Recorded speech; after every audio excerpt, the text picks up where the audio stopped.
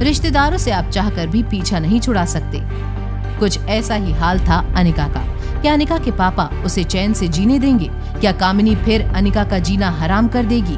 क्या बड़े बड़े स्कूलों में टैलेंट से ज्यादा अहमियत पैसों को दी जाती है? मुझे नहीं लगता कि मेरे मामा गौतम गुलेरिया तुम्हारे पापा हैं। अंजलि मामी और रिश से थोड़ा दूर जाते हुए अनिका ने प्रीति को फोन पर शांत करते हुए पूछा, प्रीति, तुम इतनी टेंस क्यों लग रही हो? ऐसा क्यों कह रही हो तुम? प्रीति ने अनिका को जवाब देते हुए कहा, गौतम मामा को मम्मी ने बताया कि मैं दिल्ली जा रही हूँ अपनी इंटर्नशिप के लिए।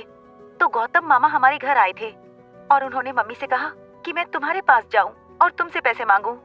ये कहकर प्रीति का गुस्सा टूटकर आंसुओं में बदल गया। उन्होंने ये भी कहा कि अगर तुमने पैसे देने से इनकार किया तो वो तुम्हारा जीना मुश्किल कर देंगे। अब आप ही बताओ दीदी, कोई बाप क्या अपनी बेटी के लिए ऐसा सोच सकता है?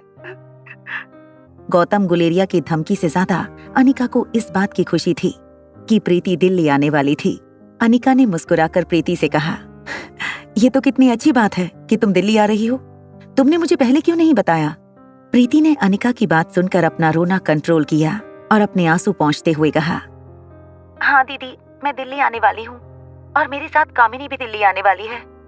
मैं वहाँ अपनी इंटर्नशिप पूरी करूंगी और कामिनी ने दिल्ली के किसी मेडिकल कॉलेज में अपनी पोस्ट ग्रेजुएशन की एप्लीकेशन भेजी है। यही बताने के लिए मैंने तुम्हें फोन किया था। प्रीति को इस बात की चिंता थी कि कहीं गौतम गुलेरिया ने कामिनी के साथ मिलकर कोई ऐसा प्लान बनाया होगा जिससे दिल्ली में वो अनिका को कोई मुश्किल में डाल सके।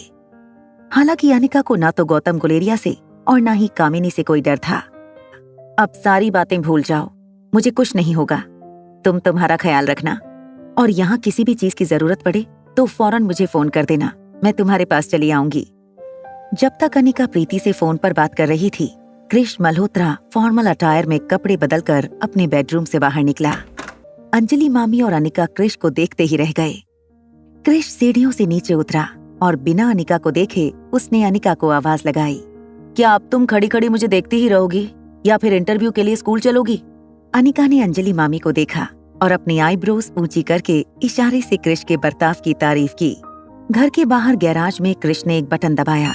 एक गैरेज का शटर अपने आप ऊपर उठने लगा। शटर के पूरी तरह खुलते ही अनिका ने देखा गैरेज के अंदर एक लिमिटेड एडिशन स्पोर्ट्स कार थी। येलो कलर की ये स्पोर्ट्स कार के दरवाजे ऊपर की ओर खुलते थे। जैसे ही कृष ने गाड़ी का दरवाजा खोला, रिया हवा में उछल पड़ी। कार के चारों ओर चक्कर लगाते हुए रिया ने अनिका से कहा, वाह मामा, ये कार तो काफी शानदार है। ड्राइवर सीट पर बैठा हुआ कृष इरिटेट होकर अनिका से कहने लगा, प्लीज जल्दी बैठो कार में, आई थिंक हमें देर हो रही है। रिया और अनिका दोनों ने एक साथ कृष से कहा, नहीं, बिल्कुल नहीं, हम उस गाड़ी में नहीं आएंगे। क्या मजाक लगा रखा है ये? क्या तुम्हें पता भी है ये कार क्या चीज है? कृष आगे कुछ कहता, उससे पहले अनिका रिया का हाथ पकड़कर सामने के गैरेज में खड़ी मर्सिडीज में जाकर बैठ गई। गाड़ी के कांच से बाहर निकलकर रिया ने कृष को इशारा करते हुए कहा, हाय हैंडसम कृष मामा, आकर इस गाड़ी में बैठ जाओ, इसे ड्राइव करने में आपको ज्यादा मजा आएगा। कृष को अनिका और रिया की पसंद पर ताज्जुब हो गया था। कृष मर्सिडीज की ड्राइविंग सीट पर बैठते हुए अनिका और रिया से कहने लगा, तुम्हारी मर्जी है, तुम ही लोगों ने ये कार चुनी है। मैं तुम्हें उस कार में इसलिए ले जाना चाहता था ताकि तुम्हारी उन लोगों के सामने कुछ इम्प्रेशन पड़े। कृष आगे कुछ कहे उससे पहले अनिका ने उससे पूछ लिया, क्या तुम कार रेसिंग में इंटरेस्ट रखते हो? कृष ने हैरानी से अनिका को देखा, फिर गाड़ी चलाते हुए कहा, हाँ, I love driving, I want to be a racer.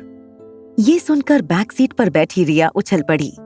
रिया ने अपना सिर आगे लाकर कृष से कहा, मामा, क्या तुम अगली बार रेस में जाओगी तो हमें साथ ले जाओगे? मुझे और मम्मा को भी कार रेसिंग बहुत पसंद है। हाँ ठीक है, ले जाऊंगा, अब चुपचाप पीछे बैठी रहो। अचानक पैसेंजर बैक सीट पर बैठी हुई रिया ने फिर से अपने मामा से पूछा, कृष मामा, मुझे ये बताइए कि पिछली रेस में आप किस पोजीशन पर आए थे? कृष ने बिना सोचे बिना रास्ते से नजर हटाए रिया से कहा, फर्स्ट, मैं पिछली 3 रेसेस में फर्स्ट ही आ रहा हूँ। शरारती रिया ने कृष को उकसाने के लिए झूठ मूठ कह दिया। Liar, I don't believe you. आपकी ड्राइविंग स्पीड देखकर मुझे नहीं लगता कि आप कार रेसिंग में कभी जीत सकते हो। रिया की इस बात ने कृष के ईगो को डायरेक्टली चैलेंज किया था। कृष ने अपना पांव एक्सेलरेटर पेडल पर दबा दिया और स्पीड 140 के पार हो गई थी। तभी अनिका ने क्रिश से कहा, क्रिश प्लीज स्पीड कम कर दो, आखिर ये बच्ची है मगर तुम तो बच्चे नहीं हो, और ये मत भूलो ये कोई रेसिंग ट्रैक नहीं हाईवे है। क्रिश समझ गया था कि अनिका और रिया की ड्राइविंग टेस्ट में क्रिश को फुल मार्क्स मिल चुके थे। क्रिश ने स्पीड कम करते हुए कहा, असली रेसर तो कार्तिक है, द रियल चैंपियन कार्तिक, वो मेरा आइडल है। बैक सीट पर बैठी रिया ने अपने मामा की बात सुनकर अपने दोनों हाथ सर के पीछे रखकर क्रिश से पूछा, क्रिश मामा क्या आप जानते हो रेसिंग चैंपियन कार्तिक कौन है? कौन है ये कार्तिक जिसकी बात रिया और क्रिश कर रहे थे? जिस तरह का इंटरेस्ट रिया को रेसिंग में है, इतनी छोटी सी उम्र में कहीं कार्तिक ही तो नहीं रिया और आर्यन के पापा? क्या होगा जब रिया और अनिका कार्तिक से मिलेंगे?